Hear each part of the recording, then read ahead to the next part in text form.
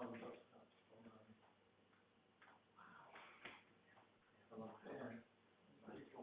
can run previous caching server, but there are often installation problems because you only install on your own users. And there's just a lot of stuff like that. There's no reason why it should be able to run on your own user if they were written in a way that good. So they have a lot of development code. Yeah, that's on top of it. And usually you push the domain, usually the domain and they take care of the development. Because they will watch you for the items. Quite easy flash editing, so no, Apache account edit. PHP runs as a CGI unit, so that one goes pretty easily. Even if I can set it up as a long. It's shared hosting with a view on it.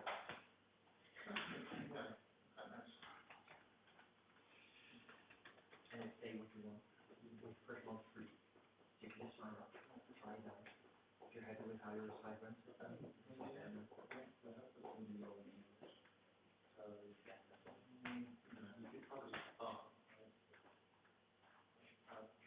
Just when you're looking stuff up already. But I want you to know. I mean, I don't like to see the command or whatever. Like, I guess I'm not that fan. You could probably get one. Yeah. And what's also really nice is because they're using the user, they actually. I just sent you a bookmark at work. All sorts of different versions. Oh, did it show up as a bookmark? One bookmark. What did you bookmark? 1943. Article. Otherwise, we go on to his personal website. So it was an article? And they are 7.1. It was an article They don't 98. they don't put release candidates on the server. It makes sense from there. Personally, for my personal Wait, I'll use that for your demo. crashes over like Brilliant. Looks bad.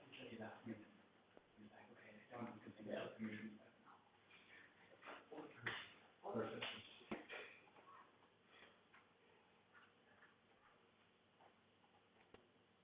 Oh, that's cool. Pretty great when things work. Yeah.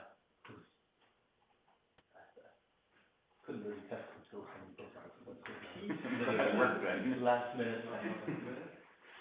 It would have been cool if we actually bookmarked it during the demo. That was Live testing. this is good. Okay.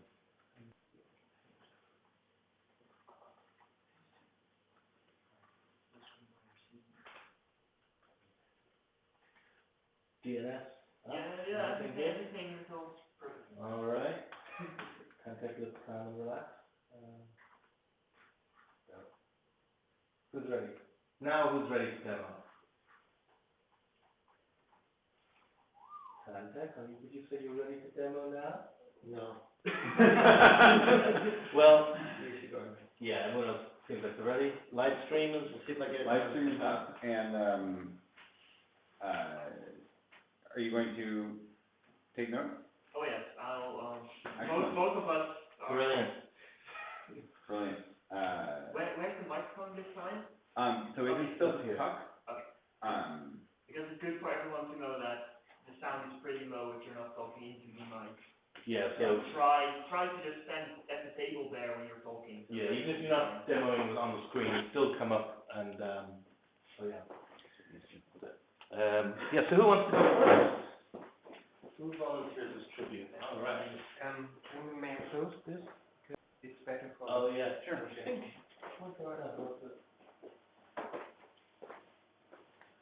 you get the thing before the thing.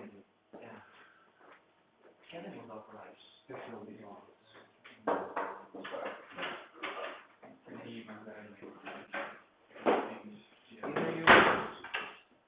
Jeremy, you really need an army in there. You're running the face. It works. It's like my website. It's complete hack, but it's Yeah, just web mention the Arduino board to load the. Okay, so, who's volunteering now to do that? Come on, first demo of the day. They'll all be boring.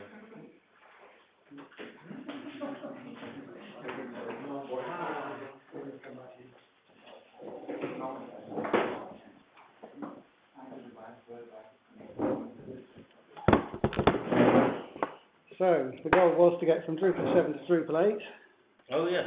so I've kind of done. Oh, and don't forget to introduce yourself with your name So, and Martin. website. Martin.coms.org, that's what it did look like. Unfortunately, it needs a bit of styling, but the content did get across.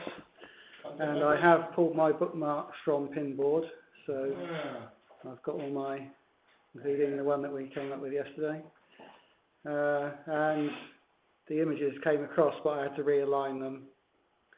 Obviously I need to do a bit of theming because my text is running into the images, but basically it sort of works.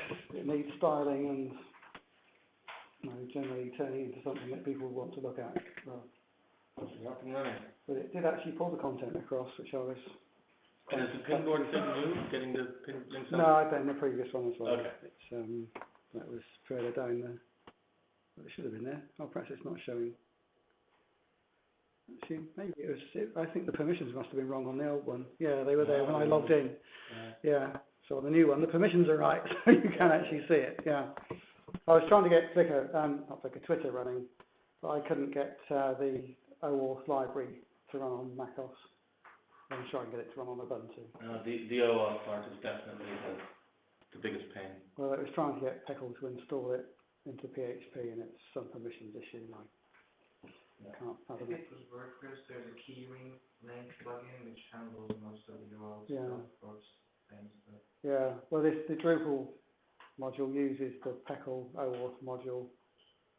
perfect. So there's a Drupal page on the IndieWeb wiki. Is I'm there? pretty sure. Okay, I'll go have a look at that. At previous IndieWebCamps, people have made modules, is that what it's called? Plugins? Yeah, Modules yeah. to do web mentions and things like Right, that. okay. So, I shall head off and find that. brilliant. Okay. Thank you. Great, there you go. Who's next? Glenn, did you say you've got something? A little bit, yeah. Yeah, so, Which you just swing. go on. Get it over with. Let the bullet.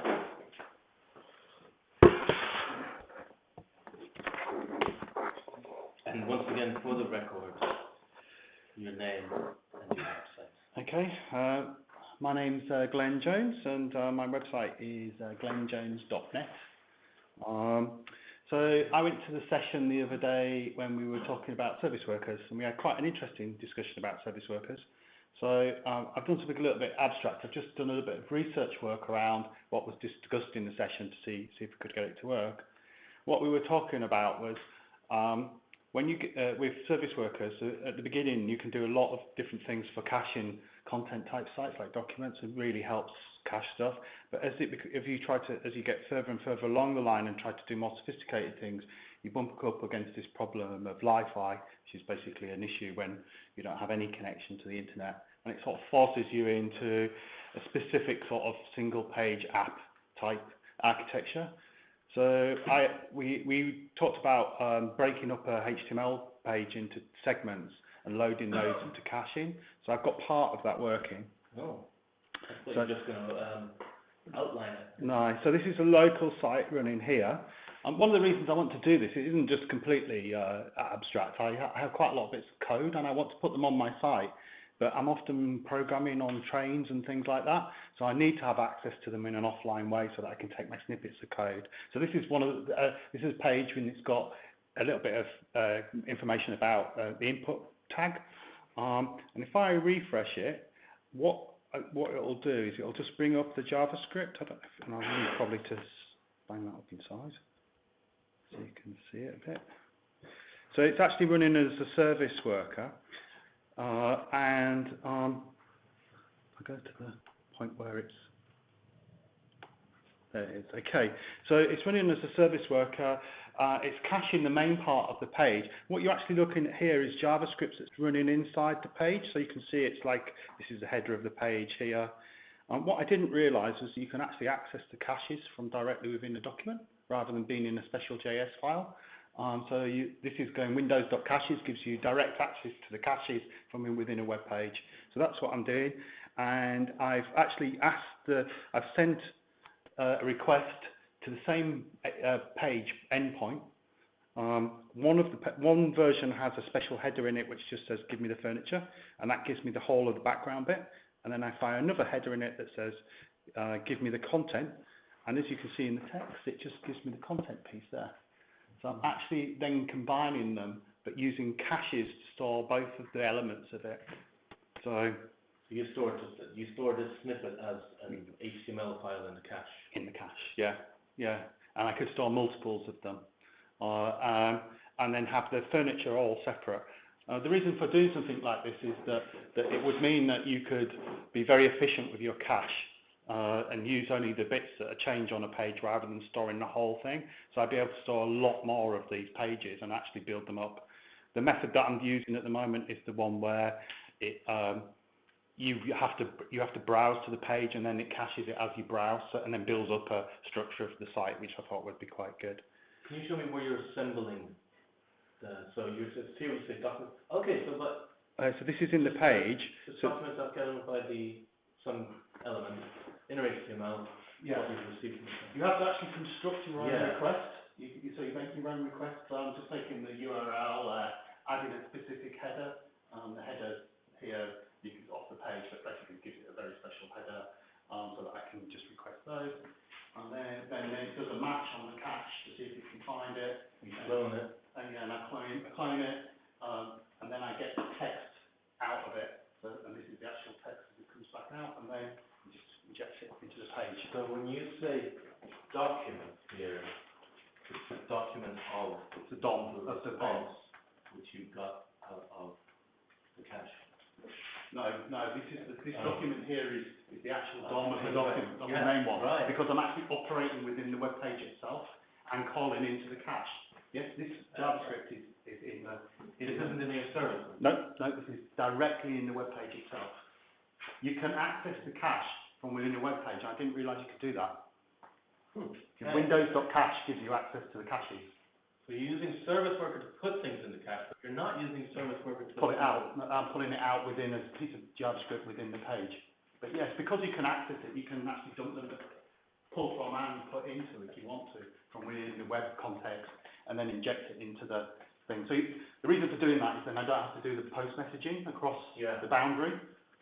But this whole page, including this JavaScript, is itself? It's not at the moment, but yes, it will be, yes. Yeah, it will be in the cache, yeah. And then the whole thing then, I could take the whole thing offline and the whole document would be. So you're on a train. And not only that, it's client first, meaning that it will load this first, and then if I want to, I can go look for an update, refresh it, but it will actually be in there, so you don't get that issue of hang while you're waiting.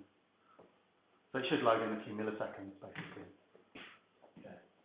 I'm gonna have to get my head around that. Yeah. Cool. So just to sort of wrap this up, because I know that's a bit of a technical thing, but I quite like this pattern.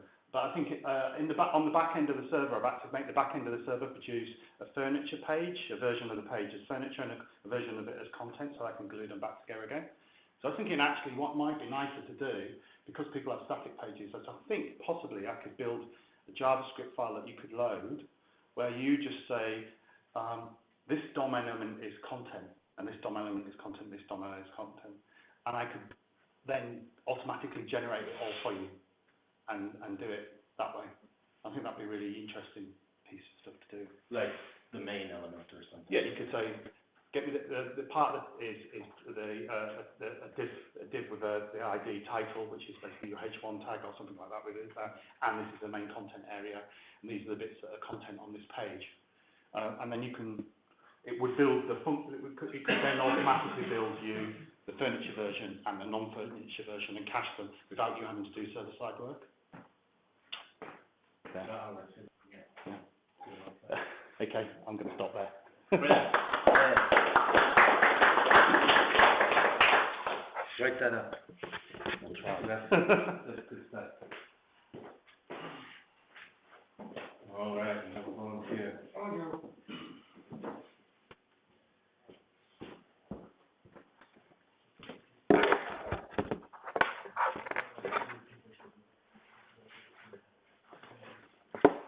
because this is IndieWeb. Tell the court your name and your...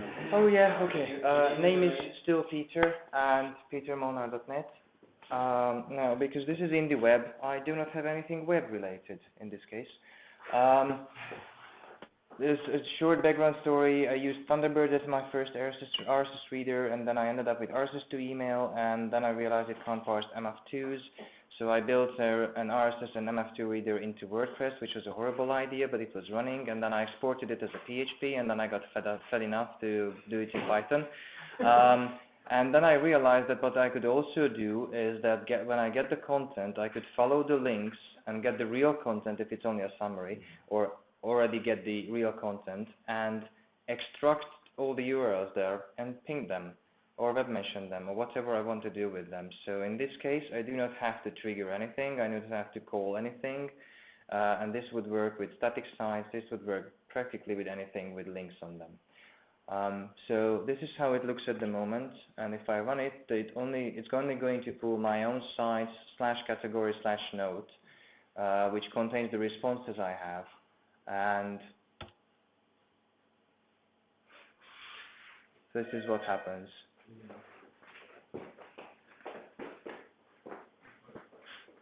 Obviously, there are bits and pieces that need polishing, but you can see that target and source, and these are actual sends, which results in approximately this in my inbox as read articles, and also the incoming web mention requests on the other end, which are at the moment not handled very well, but they are there. So I'm not able to show that. So are you using web mentions as a way of saying, I've read this? No. Okay. The reader parses entries, hfeeds and age entries, or RSS entries. Once the entry is there, then I'm going to send it by email. That's one step. The other step is extract all the URLs in the content and send an actual web mention from that entry's URL to the target. Oh, okay, so it's almost like web mentioning as a service. Yes, kind of. Who are you sending the web mention to? The URL. Any URL mention. So it's not that you yourself are writing a post and mentioning these URLs. It's just any posts that have URLs in them, I could, yes. I limited it to my own site, obviously, because otherwise it would probably be a mess. But yes, I could use it to any site. Yeah. So this is how you send web mentions from your site? No, not yet. But you will? This is what I did today, and this is what I intend to do, yes. Okay. Wow. That's it. Cool. Is there something else to more? He missed the date. Oh, okay. Yeah. Here's cool, okay. Next.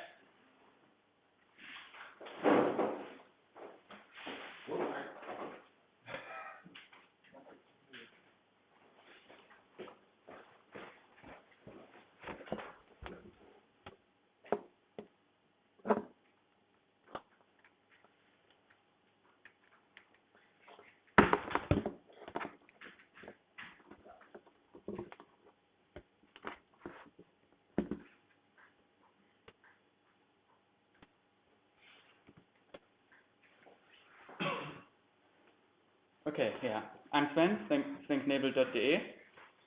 This is my homepage, and I built a micropop endpoint for it. So now I can, thanks Ignat.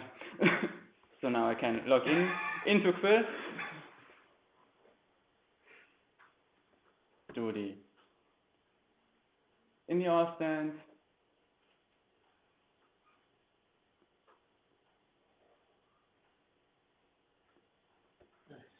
and It worked.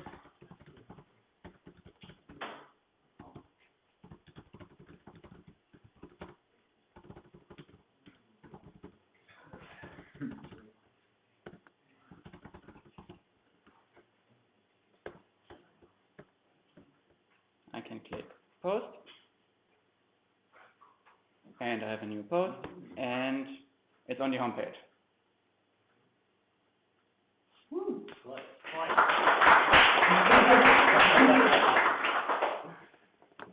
And I think the most difficult part in all of this was that I'm using YAML font matter in front of my post, and the standard Python YAML parser actually can't parse its own output properly.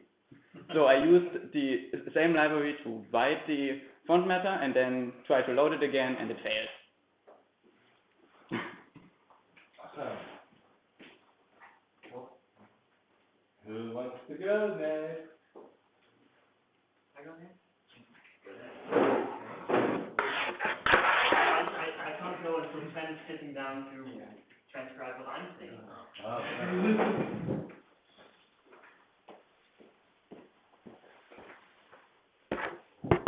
See, And your name is? my name is Martijn. And your website is? My website is vanderven.se/Martijn. You probably want to look that up in the wiki. Hang on, we'll close all the stuff. I have today gotten working my actual blog website, which is running on HTTPS now, so I'm very happy. We have a total number of 2 posts because I wrote my own backend, which obviously Jeremy already said during the demos you should never do. Because I did it. We know. Yeah, I'm just gonna say, half the room has written their own backend, so that's what took most of the day. But I'm now able to file whatever. The backend doesn't know that these are blog posts. They're just items in a library. So I'm going to use exactly this same backend for my web mention endpoint, and just because on the server it's stored as a single SQLite database and then flat files next to it. So I can just point it to a different folder and say, in this folder I want you to store all my web mentions. It'll do that. So it's kind of built with that in mind. How did you find going to HTTPS? The going to HTTPS was 1 minute of work at my hosting provider, so that was really easy. Okay. I think I still have that open. Hang on. Who's your hosting provider? My hosting provider is Uberspace, and all I had to do was, So this is actually quite cool, which is something we can probably recommend. I did the command Uberspace let's encrypt. Then they said, okay, we created your config file for you. We know you have these 2 domains, both with and without www. When you're done reviewing the domain list, run let's encrypt. So then I ran let's encrypt, only a certificate. You let it run. At that point, let's encrypt will tell you where it puts its files, its certificates, etc. And then all I had to do was Uberspace add certificate, telling where the private key is and where the certificate is. And it just starts doing, as you can see at the bottom of the screen, found key, found certificate, it's valid. It even spins up a temporary web server to test if the key actually works. And then if all is fine, it moves it to the right directories and says, wait 5 minutes and you'll have HTTPS. And that was exactly what it is. When you use HTTPS by default with Uberspace, but it is a shared certificate for all of the But only if you use the subdomain name they give you. Yes, so if you use your own domain name. So that was what I meant. When you set up a server just for development or anything else. Yeah. Uberspace is something I'm gonna add them to the wiki. Yeah, because you get your first month free, you can just try it out, and the subdomain they provide you with already on HTTPS if you want to try out service workers or something like that. And you can build it in mind and you get a free copy then. Nice. Well, what about renewal? That's That's what I was. 90 days. Yeah. Does that mean you're going to have to go in there every 60 days? Currently I'll have to go in and renew by hand. Right. Uberspace does have on their wiki a little script to help you set up and let it run automatically in the background. If it's the regular let's encrypt, then there's a let's encrypt auto, which you can call just to renew the certificates, which I do from Cron, so it actually works as well. Can I take another concept and mine isn't working? Or there's some sort of permissions thing. Yeah, it's bound to be permission. I am. So getting this to run on HTTPS was insanely easy. Cool. And other than that, I found another thing to update on my actual personal website. last time I figured out that it wasn't a representative H card, so I fixed that, which was 30 seconds of work, and now I figured out, oh, I'm not linking to LinkedIn. And since everyone was talking about LinkedIn, I've now added a LinkedIn link. How did you make it a representative H card? I didn't, you have to link to the page the H card is on, I think is the representative H card, right? It's one of them, yeah. Yeah, so I think I did that. I think the header just links here now. Right. Yeah, it's not, I made it shown without the hand cursor, so people aren't likely to click it, but in the source it's a link to this page. Cool. So, yeah. Nice.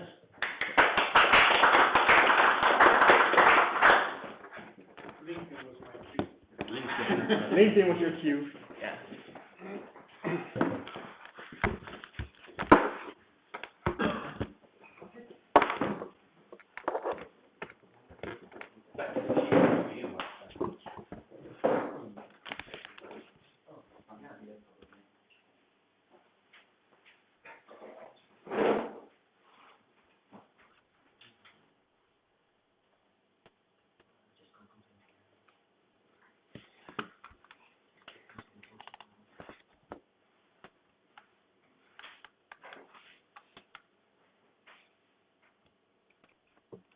Okay, my name is Sebastian.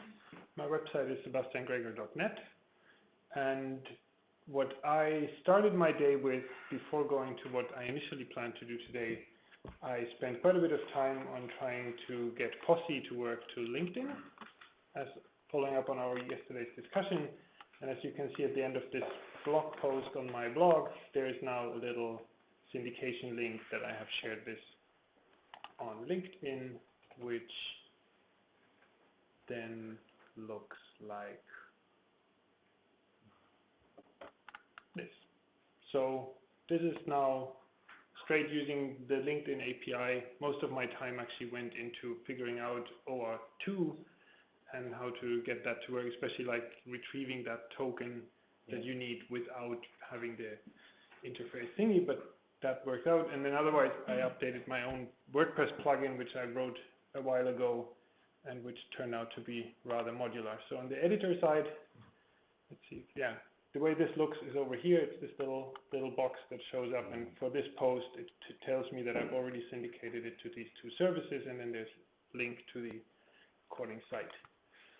In the intro, you were showing how you get to craft what gets sent Yes, to Twitter. Is it the same now for LinkedIn? You get to...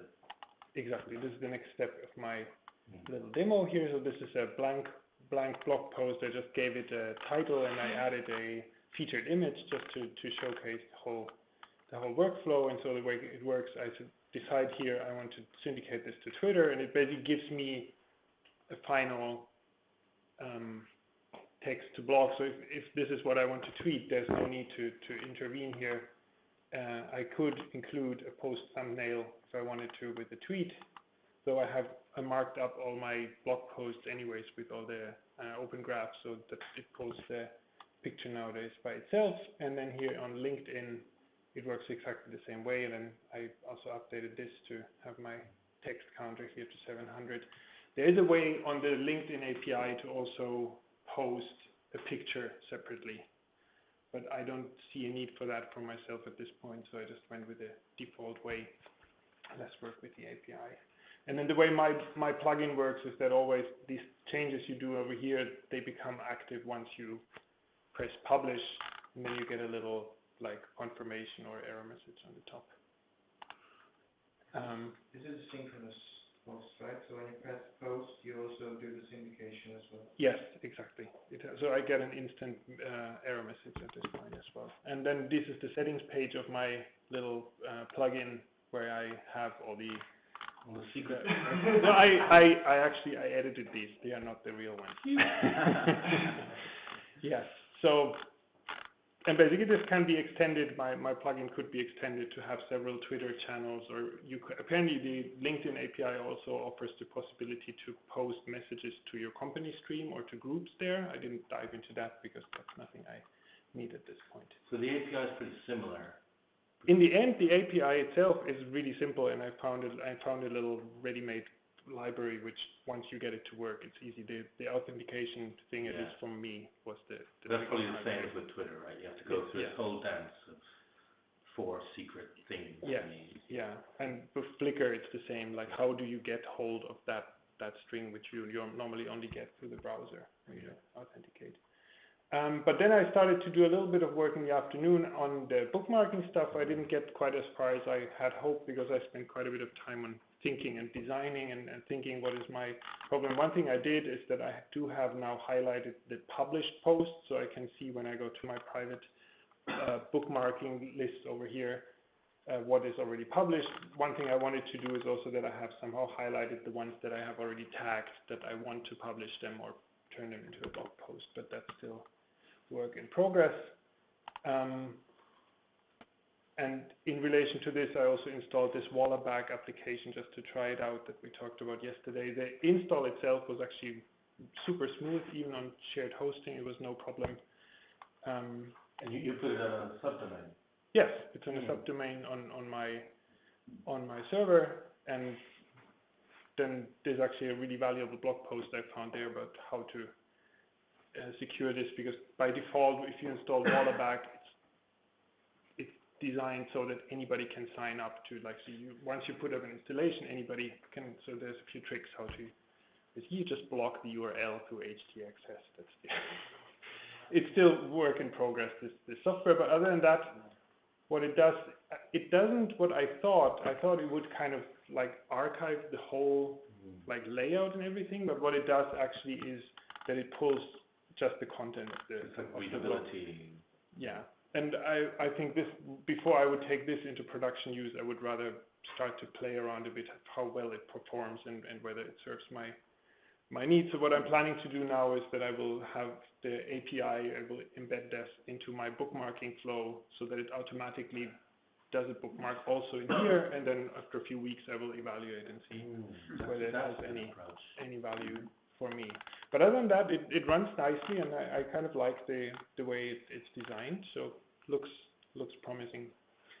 And last but not least, what I try to do is to get, when I publish a bookmark, to have that sent as a web mention, as a bookmark web mention, but I didn't get it to work. I tested my own installation.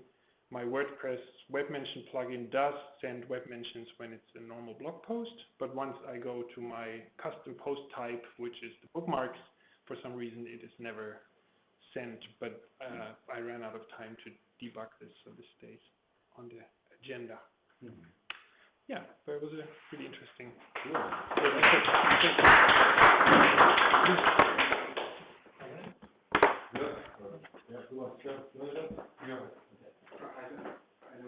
Yeah, go for it.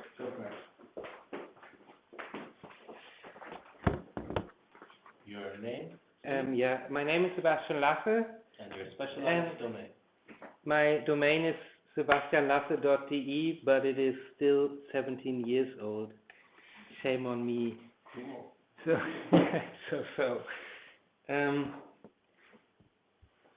as heck. There we go. Okay. Distinct resolution. Well, what I wanted to demo is the difference, or what we could do with. Why is it so small? Oh, whatever. What we could do with IndieWebCamp with protocol handlers in the browser. I already did a demo in Düsseldorf, but it was not very fine because I ran out of time. Let's start first with a browser which does not support IndieWebCamp. If anybody is not familiar with IndieWebCamp, you have to if you've got any home page, like I set up this one, you could sign in to your own home page the first time. However, like for simplicity, I did it with IndieWebCamp as well, and with IndieWebCamp, not with my own implementation, but I'm building an implementation in Node.js, if anybody's interested, which is basically a clone of what Aaron did with Ruby. Was it Ruby? With Ruby, yeah. but there are still 700 lines or so I have to copy. Yeah, now you are signed in, and because registered protocol handler is not registered, it can't tell any other site, like if you've got another site, if... What happened? The resolution. Well, this is a same form I will show you with a browser who does support protocol handlers, just that you can see we've got that field where you have to put in your domain to register, right? And I think it could be a possible danger, because I know that large media sites, if they get much money, they sometimes give access to the DOM to advertising people and so on, and I simply don't want to get fingerprinted. I never bought any item online and so on. Maybe I'm a bit strange, but yeah, I don't want to, you know. You could now sign in with this page, and yeah, it is the usual flow. By the way, I like this logo, which is, we've got this A for IndieOS, but it doesn't fit somehow to the new IndieWebCamp, and this is just the same with the Wii turned 180 degrees, and so it is a bit small. Maybe off. Look at that. That's nice. Yeah, whatever. And now we would switch to Chrome and demo the same, like when you go to your page and sign in.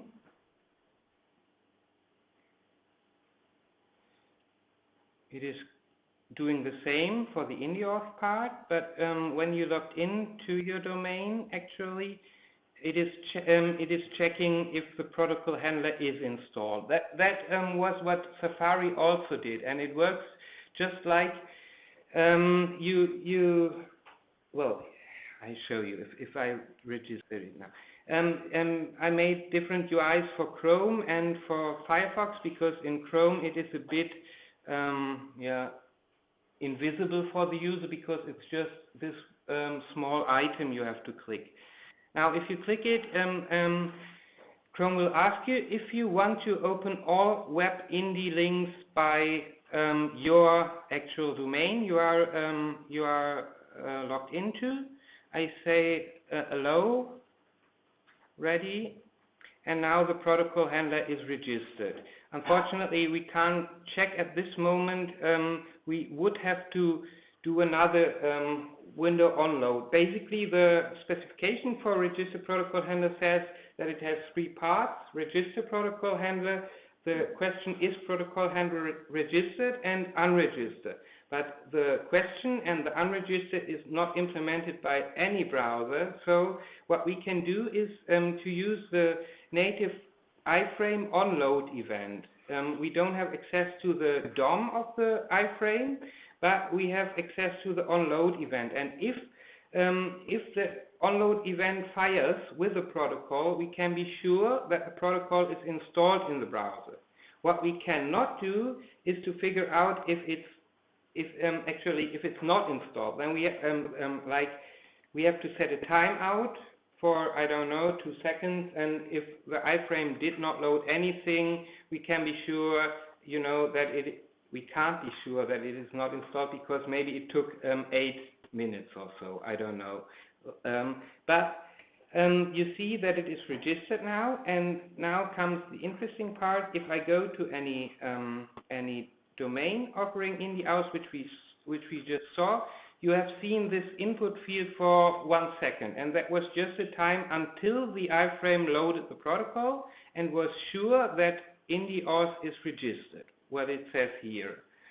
And now, when I don't have to enter anything in the browser, because I think the best idea is to store my domain in the browser. That's the old me in the browser question, which no browser will ever implement, I think, but so we have to hack around it. Now I can click sign in with your site. That's a demo effect. Oh gosh, I did not change anything. Gosh, it just worked 10 minutes ago. Gosh. What happened? There's the idea that you wouldn't even see your own site. You click that button, Yeah. you're logged in. Yeah, and you can just see, I don't know, whenever I demo anything, it won't work. Demo. Yeah, the showing effect. Why doesn't it say anything in the JavaScript console? When it seems that window on pop state doesn't fire. Usually on pop state is if it gets the parameters by the URI, but it just worked. Well, we have to check if it is a Chrome thing. No, it's not. You can always see your handlers you installed by opening Chrome settings handlers, and we can see that this site is registered.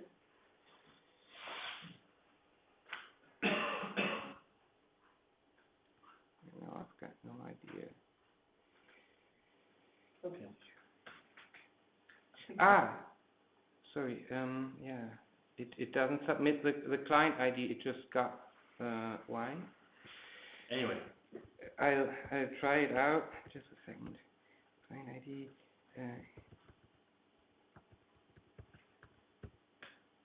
But I promise I will put a working demo on GitHub and write it in the wiki page.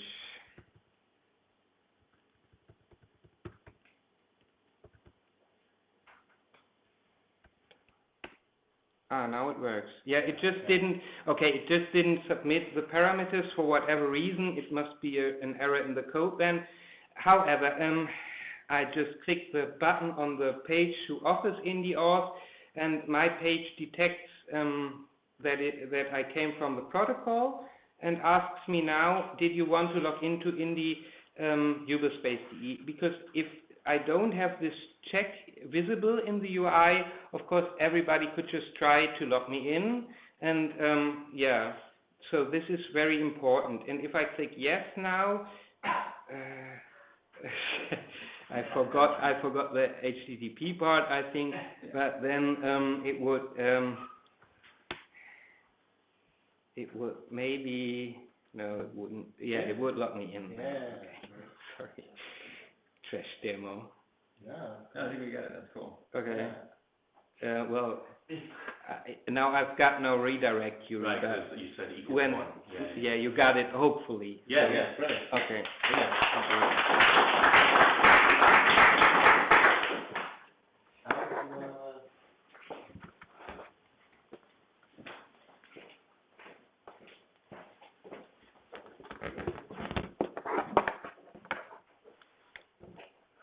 And you are? I'm Al Power, and this will be a very short demo. Let's see if we... And your website is? alpower.com. So, oh wow, this is going to be fun. Can I just turn on mirroring because I can't... Oh, yeah. That's the shortcut up there in the bar. Happy days. Okay, so the last IndieWebCamp I came to, I got HTTPS working. Having seen Jeremy post lots of pictures of cod and peppers and things, I thought and I'm an avid Instagram user and photographer, I really wanted to get some photos, sort of reduce my reliance on Instagram and start posting to my own site a bit more. I'm currently using Jekyll with a continuous deployment system called Aerobatic, which hooks in with Bitbucket, which is absolutely lovely. So if you use Jekyll, I highly recommend it. Jeremy mentioned Laravel, and I had a dig into that and got seduced by the list of socialite providers, which essentially is an OAuth wrapper. So I spent the morning trying to rebuild my site completely rather than focusing on something small in Laravel, and that turned out to be yak shaving pretty much, because it was incompatible with libraries I've got on my work machine, and I ended up learning more about Laravel than doing any kind of IndieWeb stuff. So got a bit frustrated, and at lunchtime I decided to just throw in the towel with Laravel, Instead, I went simple and went through the IndieWebify Me, and got the web sign-in working, got HCard on the home page, and all of my posts marked up correctly as well, and then got web mentions working on my posts, also using Pele's Heroku app. So we got web mentions rocks there, and I'll probably take a sticker from my laptop from Aaron. And after that, I started looking into what I could do with images, and Jeremy has several let's find this, GIFs on his site, really kind of simple bits of PHP, and I was having a real hard time figuring out how I could get that working with Jekyll. I had a very old Kirby license, and I noticed that Kirby have just released a web mentions plugin. So in sort of essentially 3 lines of code, got a starter project with Kirby working. I quite like the fact that it's got responsive admin. I was watching Jeremy post from the pub last night, and I thought that'd be quite nice to do. So I got a Kirby site up and running very quickly this afternoon, and I'm currently looking at taking Jeremy's code here and turning it into a Kirby plugin. This is a really good example I found for Twitter push, and I'm going to basically use this as an example, as a starting point, and get Flickr working. And I also last night managed to get a script to pull down all my Instagram photos as a starting point to backload into whatever I decide. So it's been a day of 3 parts, and yeah, trying lots of different things. Cool, productive.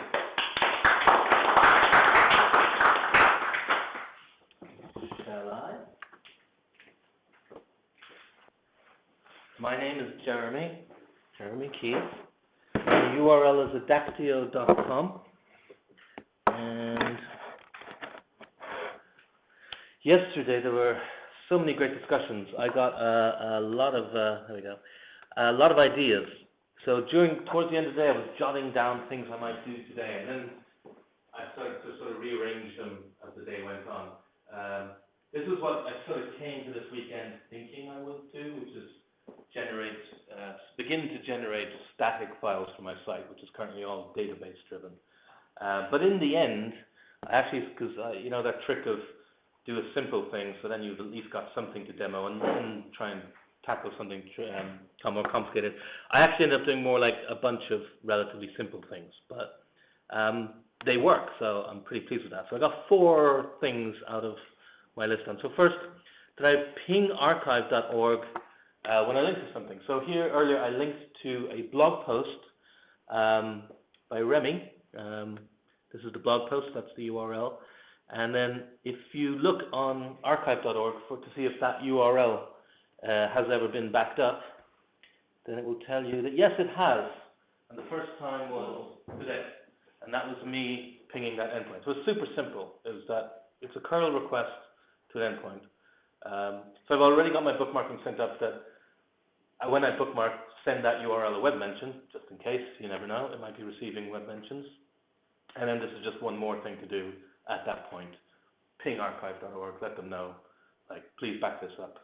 And so later on down the line, as I've got more and more of this done, I might start putting it into the interface itself, like, here's the link I bookmarked, here's the archive of the link, you know, in case it 404s. So that was the first thing on my list.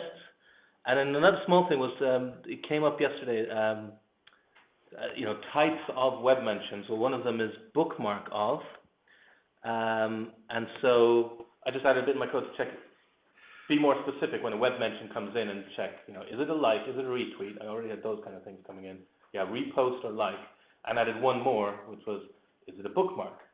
And so today, Aaron bookmarked an article on my site. And on that article now down the bottom, so and of course that's sent a web mention. And so here are my web mentions. One of them is a regular link. Oh, that's my boss. Should move that. But here, this one was the bookmark by Aaron, so it doesn't display as a regular response, it doesn't display as a reply, it doesn't display as a repost, it specifically displays as bookmarks. So again, I hope this is something that over time you'll start to see that at the bottom of blog posts and stuff.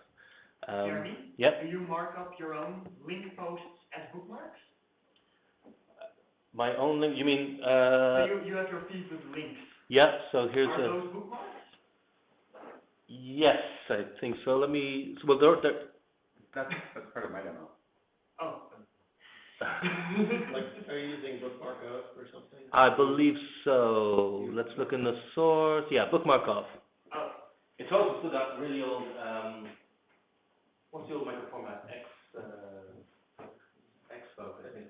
Yeah. No, that's all gone. Is that all? Yeah, it's I've still got it in there. It's like archaeology. Oh my God. I found earlier on today, I found 10-year-old code in my CMS for pinging Technorati using XML RPC. So it really is like, we have unearthed this ancient civilization and their strange customs. Yeah, but I am using bookmark off, yeah. So receiving bookmarks, bookmark off web mentions, and a really small thing that came up yesterday in the bookmarking discussion was there were a few demos of the bookmarklet to bookmark something, and a small thing, but if you've highlighted something on that page, that would be pre-populated. Well, I wanted that, so so here on this page, if I'm highlighting, this is the quote I want to highlight, and when I go to bookmark it, it's pre-populated. Now, I've pre-populated with a markdown block quote, because that's probably how I'll use it. So got that done, and then the only one, so these are all sort of little things, and then the one that was actually a bit meatier that I thought I might not get it done today, but I'll go for it, was to do with tagging. So I've had tag pages for different sections. So I'm in Journal, and these are the tags of IndieWeb in Journal, but just Journal. And I've had the same for links. So you're in the links section, and these are all the links tagged with IndieWeb. So something I've done today is create a URL for the combined just tags. So it's more like my home page, my front page, as in it's a stream of, well, that's a link, but this is a blog post. Now it's a link again, right? And stuff like that. To do would be pagination. So this is 151 items, and it's all 151 items. I haven't paginated yet. I think it's probably a good idea to paginate, maybe 20 per page. But something I added, not just to this page, but to the other link pages, well, you'll see that sparkline. At the last IndieWebCamp in Nuremberg, I added sparklines to my home page, so I've already got sort of code for that. And this is taking basically those 155 entries. Let me get the timestamps and plot them out over time, which is really fun for looking at, either things that only took off in recent years or things that were really hot 10 years ago and nobody talks about now, and see how the sparkline, like fades away for some of them and really takes off for others. How do you generate the sparkline? So I've got a bit of code. Actually, I'll make it a gist. It's a little piece of PHP where you send it an array of timestamps. Okay. So in this case, I'll send it an array of 151 timestamps. Yeah, okay, I see. And then it does all the numbers. And you send it like what sort of size you're looking for your sparkline to be, and then it kind of figures it out, sort of chops it up into the right amount of things, normalizes it down. Yeah. And it's in SVG? SVG, yeah. So this is SVG. In this case, it's in the page as SVG embedded in the document. There we go. One thing, I ended up adding a title to make it accessible, so it will get read out. But what I might actually do is end up adding Rolly's presentation, so it doesn't show up to screen readers. I'm not sure which is more useful, to have something say sparkline, or just skip it over. But yeah. Is it generated fresh each time? It is. It's on within your, because for the home page, there's a JSON file that's cached with all my activity because it's the lifetime site. This, I'm going to the database and getting everything tagged with this anyway. So once I've done that database query, I've got my 151 timestamps. There's no overhead to doing it at this point. I don't need to cache it, really. Yeah, so my tag space, like I said, the to-do would be pagination. It doesn't matter for a lot of tags because there's not, there's less than 20 items tagged. But one little thing I did add in towards the end, instead of doing pagination, was to make an RSS version. Now, this is just the latest 20 items, but that does mean if there's a topic you're interested in, like fish, for instance, Aaron might be interested in seeing everything to do with fish that I post on my site, then you can subscribe to everything to do with fish on my site, and then you don't get any of the boring stuff. Yep, that's me.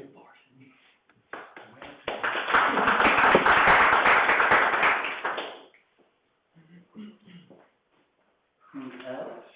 I can go. Yeah.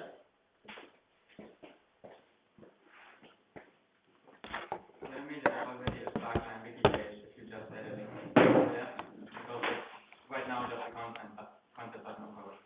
Okay. So I'm Aaron Perecki, aaronpk.com, and I did a couple things, and one thing that was unexpected, which is usually what happens. This was a thing I did that I wasn't expecting to do. I've had this contact page for a while. This is at the bottom of my website, a little contact link, and I updated it. I realized that it hadn't been updated in a while, and I had some trouble last week where somebody was assuming that this on Google on Hangouts was XMPP compatible because it used to be, and now it's not. So I clarified that, not Jabber. Reordered a couple things, and then I added this little bit about if you want to send me encrypted messages, not necessarily email, here's some information about how I use GPG.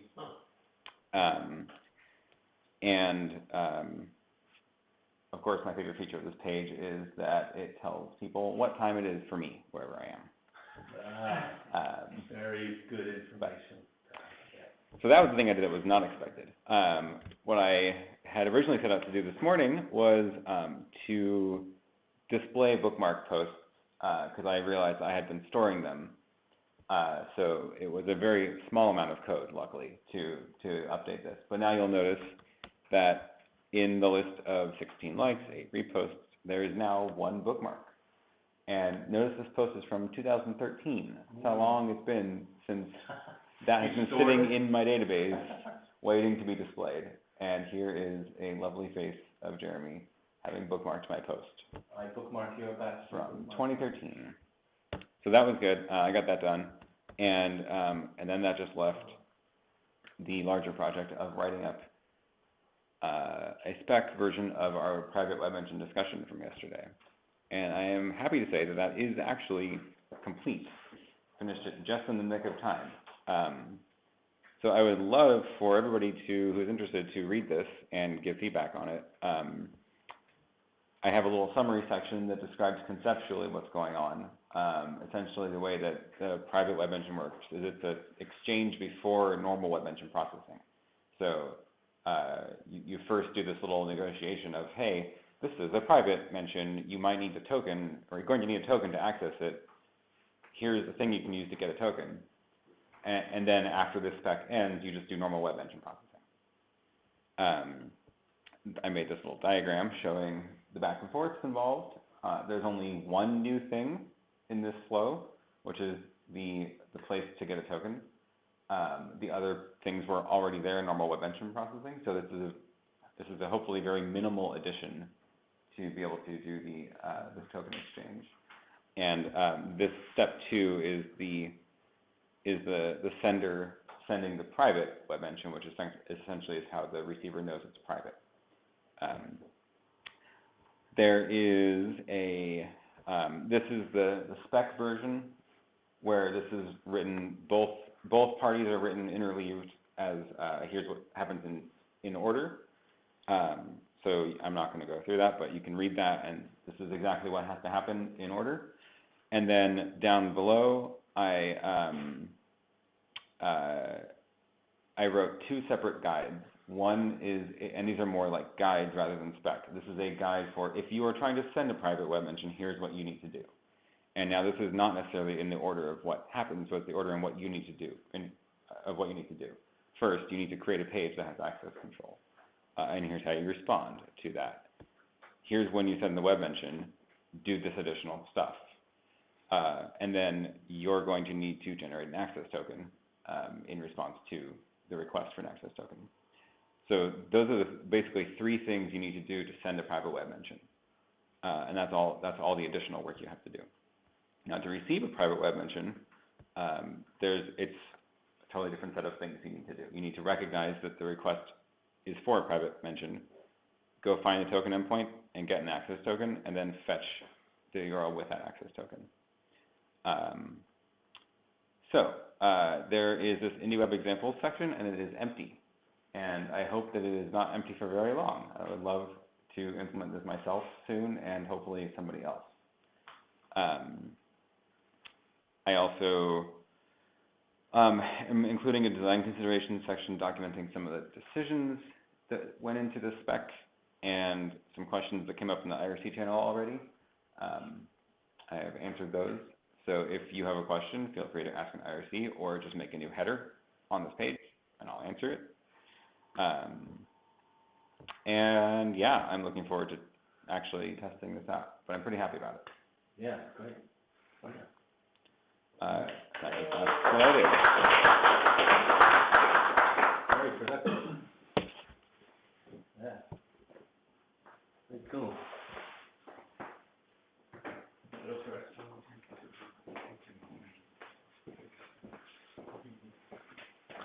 Actually, does anyone have a micro HDMI adapter? Or maybe I can borrow someone's? You need a laptop? Yeah. Great. Thanks.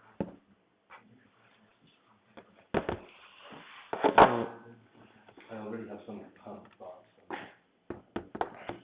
Some discussions with the So my name is Andrea, and my website is mey.vn. It's just a portfolio site at the moment, one single page, and it's been generated through Hugo static site generator for a few months. What I wanted to do today, among other things, was to export not really a lot of content, a few dozen posts, mostly recipes and some random notes from my old WordPress website. And so that's what I did. It was very easy. I've documented that on the IndieWeb. Just really simple. In the Hugo page, which was already there, just had a little section about migrating to Hugo from WordPress. There's a plugin for WordPress, just install it. In under 1 second, it gave me a zip file with everything, and then in a few milliseconds, I compiled all the posts, well, just 60-something posts, and I didn't publish it on the mey.vn website because basically I'm using so the theme that I'm using for the portfolio front page is only has support for that kind of theming, and so no support for post lists and normal posts. So for the moment, I just published it on. Just grab it. Where is that? Okay, so it's on Netlify, the temporary site. HTTPS printer bath 38758.netlify.com. So here we go. Just using a standard theme, and with things to be fixed yet, and things in terms of templating and so on. But one neat thing is that now I don't know how to simulate that. Can I bring it offline, bring the laptop offline? Somehow just click on the wireless thing. So just turn that Wi-Fi on. Yeah. While the demo session was starting, hope that this works. I installed Service Worker and slightly out of date offline page. And one thing that I would like to do next, apart from merging the blog part of the site and the front, is also to I just wrote it down here. Is at the end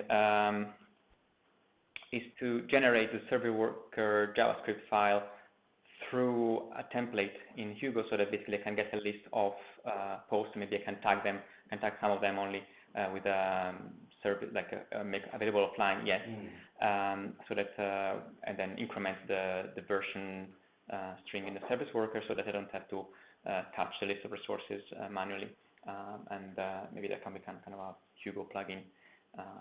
Although I don't have much experience with Go at the moment, but that should be quite. A note on this is that the WordPress exporters and importers are rather fragile, and if the site is large enough, it just won't work. Yeah, I had a few glitches, but really something. This was like few dozen posts, and most things were fine. But yeah, it happened in the past with WordPress to Jekyll as well. And one final thing, which actually is very small, is I'm not sure before we. I just enabled my just the first two steps, not the third step at that time. So this one was ready yesterday, and it's green now. So on to the endpoint next. Cool. Great. Oh, that's a lot. Yeah. Great. Thank you. Thanks everyone.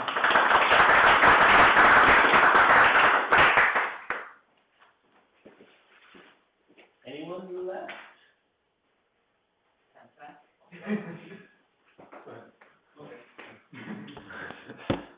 One more time. So, I'm Ignacio. Come on. Yeah. This is me. You have seen me a lot around the web. So, okay. First thing I've tried to do is to get the HTTPS on my website, but the problem is because of the service I'm using, it's taking a lot to become HTTPS. So it doesn't work, it redirects, but I'm still waiting. Then this guy, you know it, has answered some questions. That's why I'm here right now.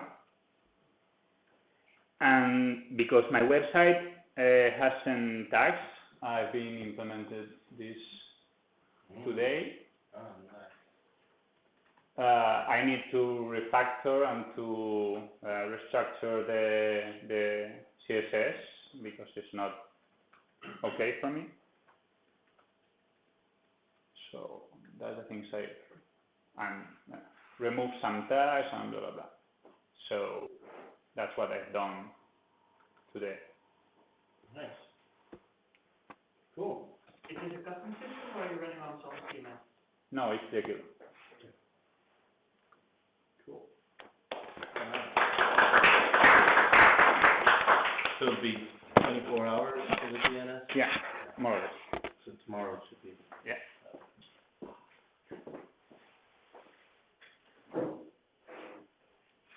Well, we got some time blocked here. Okay.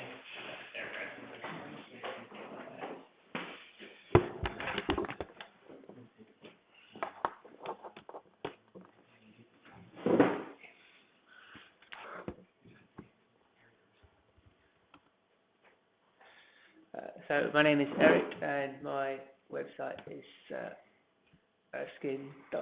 Yeah, there we go. So I wanted to do some service worker stuff because I've done a lot of it in theory, but not actually put it on my site.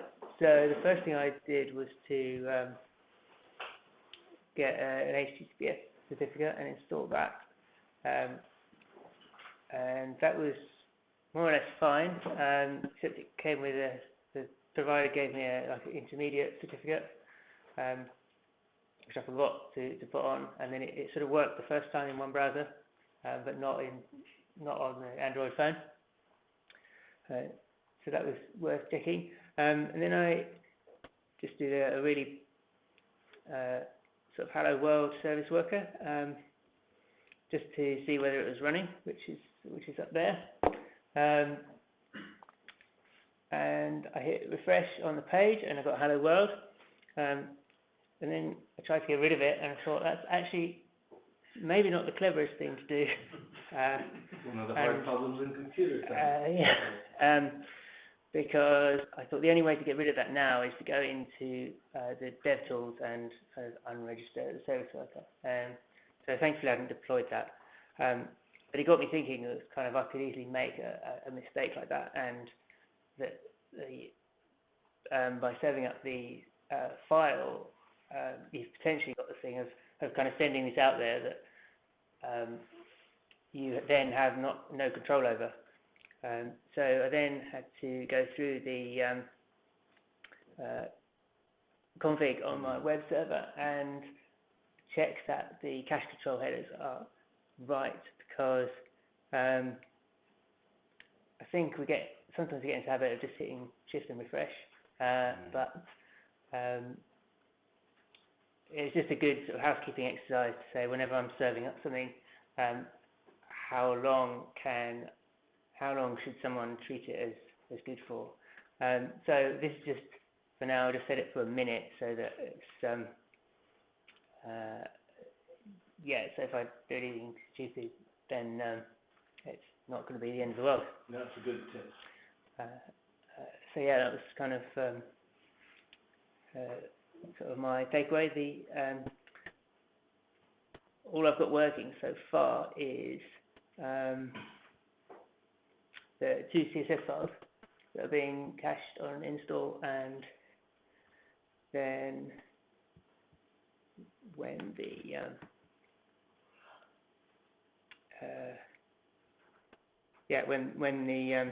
when the page is refreshed, to come out of the cache first and then get refreshed. The other thing I found is that I was working on 2 different sites, and locally I was calling them both localhost, and then I got really confused because I had a service worker from one site that was from a different site. Yeah.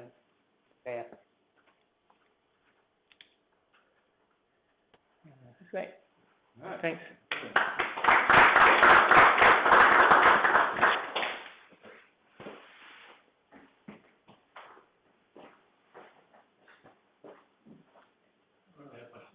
No.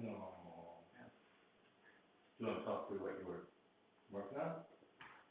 I guess I could do that. Do you have a microphone? Yeah. I don't really have well, I guess I could show you my storage files, but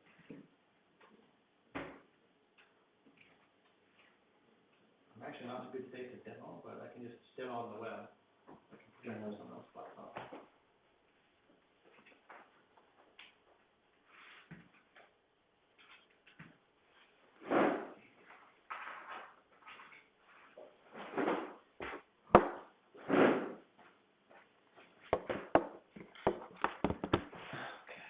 So my goal was to get at least some part of creating dates working, or created dates.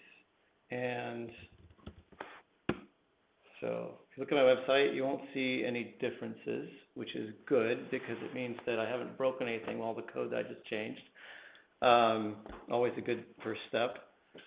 But the one thing that's different now is that this published date is actually coming from my storage file, which is annotated from my server, as opposed to the storage file that I edit on my machine. So if I look at the permalink here, and this date 306, you see there, I don't know if that's visible. That's the date it was actually published. However, if we look at the storage file,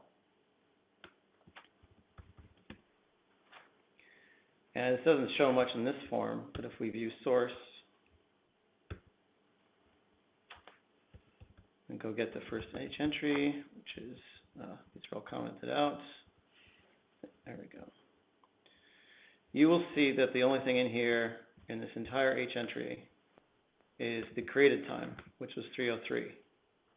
So that's new, because all the rest, previously I was always putting the published time right in there.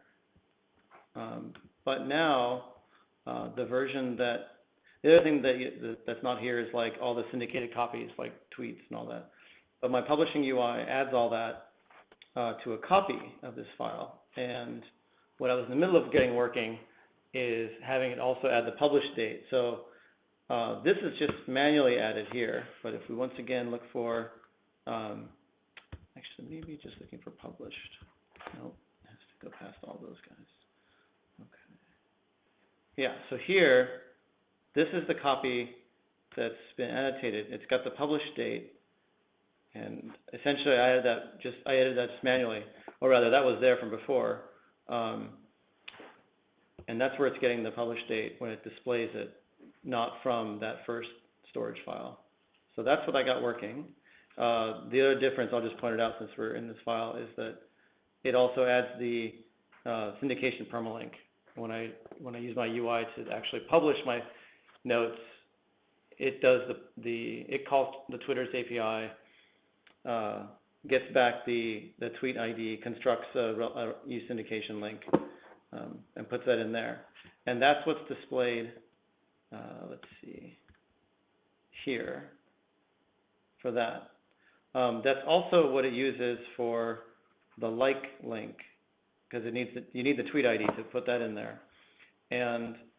But now that I've got that working, where at the same time as like making sure that the published date can come from either one of those files.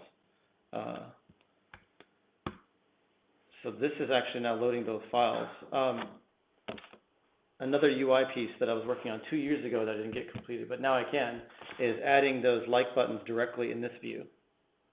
Because now in this view, it has the information that's from the second file, not just the first file. So a lot of under the covers plumbing work.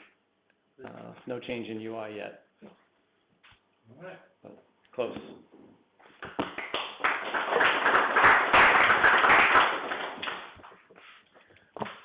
Is that it? Was there any more? I think that might be it. Isn't it? I should explain the link to the storage files. All right, then, okay, that did run on for a while. Then that marks the end of IndieWebCamp Brighton 2016. Thank you all for coming. Thank you all for demoing. I'm particularly happy to see that, I'm talking, guys, you know, keep talking. Particularly happy to see that people came from so far. That was kind of awesome. I mean, some people have already left, but you know what I mean. Coming from different countries is very gratifying, and thanks especially for the people who've come from far away. As we did yesterday, I suggest we kind of retire to the pub to discuss further some of these topics. Victory was all right, I thought. Maybe just for simplicity's sake, we just go back to the victory. Seems pretty good. Why change something that's working? So thank you all very much for coming. Go to the victory to get a pint, and I'll see you up there in a few minutes. I just need to give you things here.